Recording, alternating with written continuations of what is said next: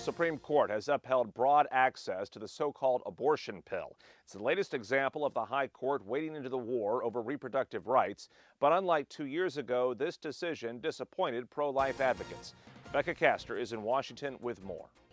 Pro-life supporters making their disappointment heard outside the Supreme Court. It's not surprising, but it is disappointing. We know the harms and dangers of chemical abortion, and we know that there are plenty of people withstanding across the country who will bring this case forward again. On a day when all 9 justices agreed that the abortion pill mifepristone can remain on the market. It preserves the status quo for medication abortion, ensuring that doctors and patients can access the drug because they concluded that the plaintiffs who brought this case, a group of anti-abortion doctors, did not establish that they were sufficiently likely to be injured because of the availability of medication abortion, which of course is an extremely safe drug.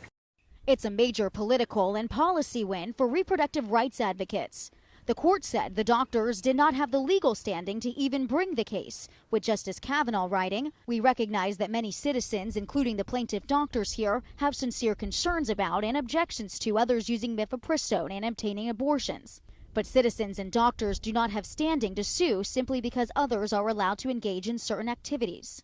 The doctors argued the FDA bypassed its normal approval process to greenlight mifepristone despite safety concerns, but the court didn't address that. They didn't get into the nitty-gritty of what the decision was actually about, the FDA's, whether it adhered to its administrative procedures in making mifepristone more widely available.